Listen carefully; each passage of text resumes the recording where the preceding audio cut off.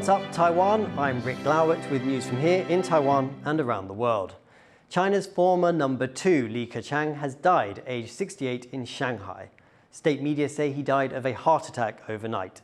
Li served as premier under Chinese President Xi Jinping for a decade.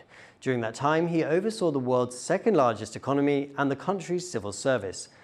Li was once seen as a potential leader of China, but his influence diminished as Xi consolidated power around himself.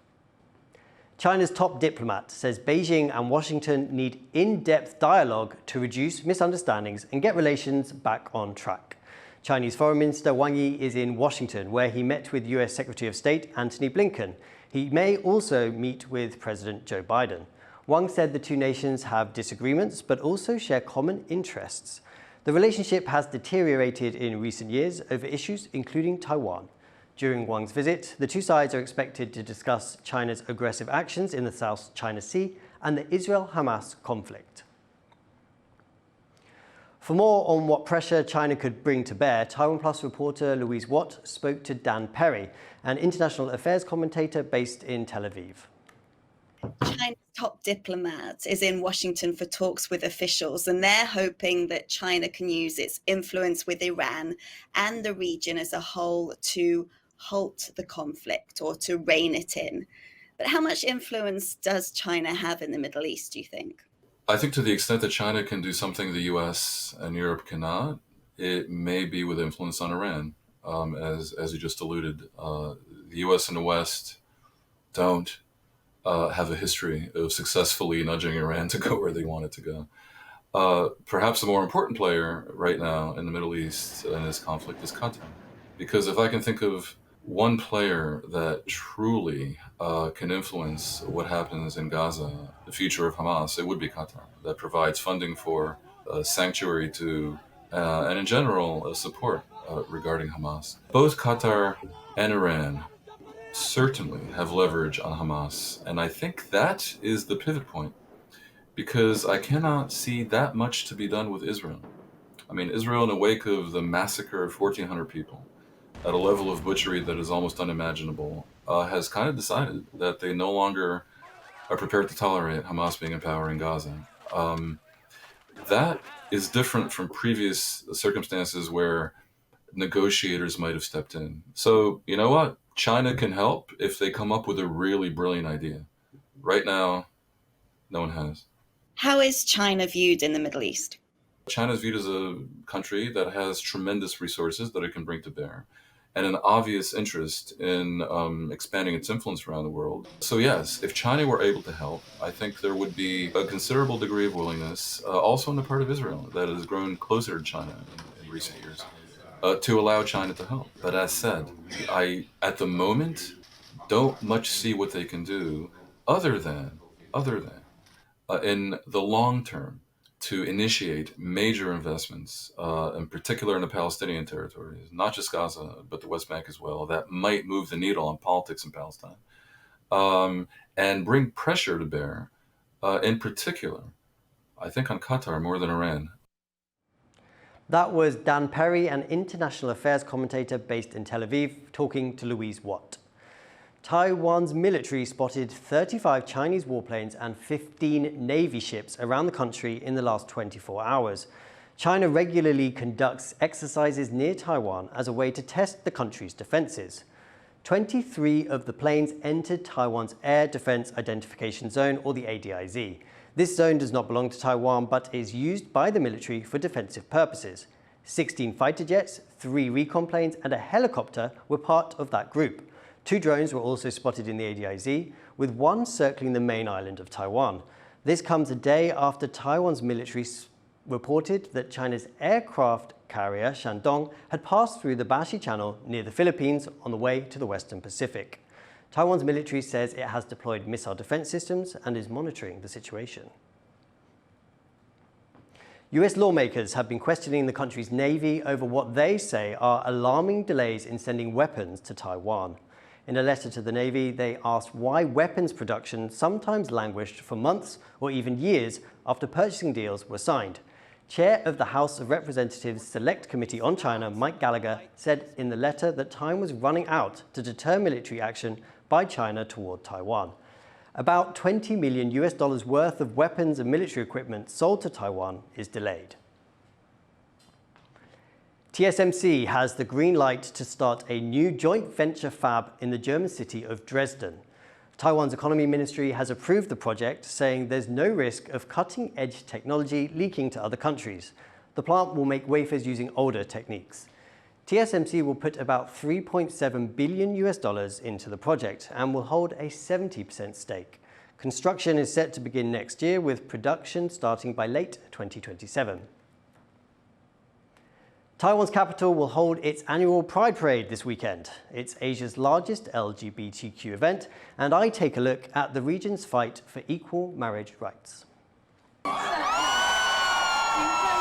Tears of joy on the streets of Taipei in 2019, as Taiwan became the first country in Asia to legalize same-sex marriage. Taiwan's legalization of same-sex marriage in 2019 was a watershed moment for the entire Asia. It served not only as an affirmation for the LGBTIQ community in Taiwan, but it also sets a precedent for other Asian countries. But since then, no other nation in Asia has followed suit. Of the 34 countries around the world that recognize same-sex marriage, Taiwan is an outlier in this region. Across Asia, all other LGBTQ communities are still fighting for that equality and recognition. Activists from Nepal to the Philippines and South Korea are working to raise awareness, taking cases to court, and advocating changes in the law, with varying degrees of success. Oh, that's a difficult one. I think certain ways, certain things is moving ahead, but in certain ways we're also moving backward. In India, Asia's largest democracy, the top court threw out a case asking them to recognize same-sex unions, saying it was up to legislators to change marriage laws. But just last month in Hong Kong, a partial win for the community. The Court of Final Appeal said that the city government must find a way to recognize same-sex partnerships. While in Nepal earlier this year, a judicial order was issued to make same-sex marriage legal, but so far, same-sex couples there have been unable to wed. I think that the state of LGBTIQ rights across Asia would be diverse and dynamic. We might be one of the largest, most diverse continent, but we are also one of the most divisive. And this is because we have multiple cultures, traditions, and religions, each contributing to its unique stance on LGBTIQ issues. These differing traditions and conservative cultures mean that each LGBTQ community in Asia faces their own challenges as they push for marriage rights. But as slow progress is made across the region, people are gathering in Taipei for Asia's largest Pride event, and there is also solidarity in the battle for equality. The president of one of Taiwan's few remaining diplomatic allies, Nauru, has been removed from office. In a Facebook post, Nauru's government announced that Russ had been ousted in a vote of no confidence by Parliament. Two candidates were up to replace him, but neither won enough votes. Nauru's parliament is now in recess until next Monday. Kuhn ran unopposed in the 2022 presidential election. He recently visited Taiwan to take part in National Day celebrations. Taiwan's foreign ministry says it is closely watching the situation in Nauru, but that bilateral ties are stable. Taiwan's wealth gap has reached a 10-year high. Last year, the income of the top 20% of earners was over 6 times higher than the bottom 20%. A record disparity, analysts say, has affected other parts of people's lives. A professor at top-ranking National Taiwan University found that over half of the elite school students come from the top 20% of wealthiest families, a reality that may only make income disparity worse in the future. 规模经济的企业也是一样，它可能就是被这种比较好的大学的这一个管理阶层所掌握那他在找这个接班人，那也倾向于会找他的学弟妹。 Police in Thailand have extradited 2 convicted criminals to Taiwan. They are among about 8,000 people still at large overseas. John Van Triest has this report. At Taiwan's largest airport, this scammer is back in custody. He and this man, sentenced for drugging and assaulting women, are behind bars after extradition from Thailand. It's an example of successful international police cooperation, but it's a small dent in a big problem. Around 7,800 people wanted in Taiwan have fled abroad, slipping past police and immigration. Taiwan's police force says it's not to blame. 护照注销这一块是外交部理事事务局，是属于比较被动，是需要我们检警用韩文的方式。 One problem is the speed of the justice system. There's often a 1-month gap between the time a person is sentenced and the time they go to jail. 犯嫌利用侦审的一个空窗期，甚至持这个合法的旅行文件、护照出境，国内法务部还有高检署、外交部等相关单位，能针对国内的部分来做强化。 All this isn't news to officials, some of whom have offered solutions. 刑事诉讼法像一些这个有罪羁押制度啦，或者执行中该如何迅速执行，这个很多草案都出来了，可是在立法院就一直没有通过。 That means catching suspects before they flee is key. Some criminal justice experts say that for that to happen, government agencies need to do less finger-pointing and more working hand in glove. 我们就看到有些人是大摇大摆坐飞机出去的，不是吗？机场也没有拦他，就出去了，对不对？如果是这样的一个状况，那不是很瞎吗？横向连接的机制是有问题的嘛。 As for the nearly 8,000 that have skipped town, the government can only hope more talks with the countries where they're hiding will yield results, one case at a time. Howard Zhang and John Van Trieste for TaiwanPlus. Aggressive monkeys in Taiwan's Alishan mountain are increasingly disturbing tourists. Authorities there are now considering sterilizing the animals to control the population. But as Laurel Stewart explains, animal rights groups say there are better ways to handle the issue. If you head to one of Taiwan's biggest tourist hotspots, Alishan Mountain, in southern Jiayi, you're likely to come across some macaques. And the monkey population is on the rise, leading to more conflicts between the animals and tourists. Previously, forest conservation groups would drive the monkeys away, but incidents of macaques stealing food and being aggressive are becoming more common. To handle the issue, Taiwan's forestry department started identifying troublemaker monkeys in September, trapping them and neutering them. It's a method used in Taiwan's eastern county of Taidong, where 252 monkeys have been sterilized. They also introduced fines to stop people feeding the animals. Officials there say the method has reduced the number of clashes between people and monkeys.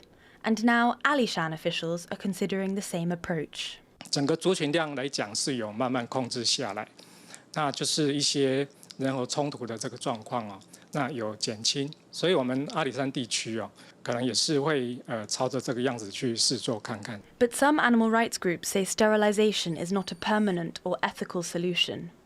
They say Alishan's monkey problem can be solved by changing the behavior of people. They point to Japan, where macaques bathing in hot springs at the Jigokudani Monkey Park are a tourist attraction.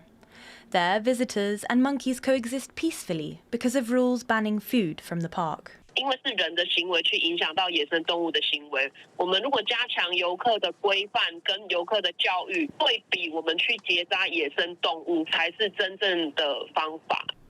The organisation says tourists at Alishan often eat while walking or actively aggravate the monkeys. Although the Forestry Conservation Department says it promotes the principles of no feeding, no contact and no interference, not every region has regulations that enforce this behaviour. As tourist numbers continue to rise, animal rights advocates say stricter rules for visitors should be prioritised over measures to control the monkey population. Chris Ma and Laurel Stewart for TaiwanPlus.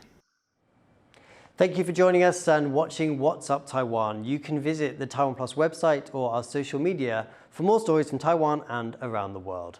Finally, today we're going to leave you with images of a rare emperor penguin chick in San Diego's aquarium. I'm Rik Glauert. You take care and we'll see you next time.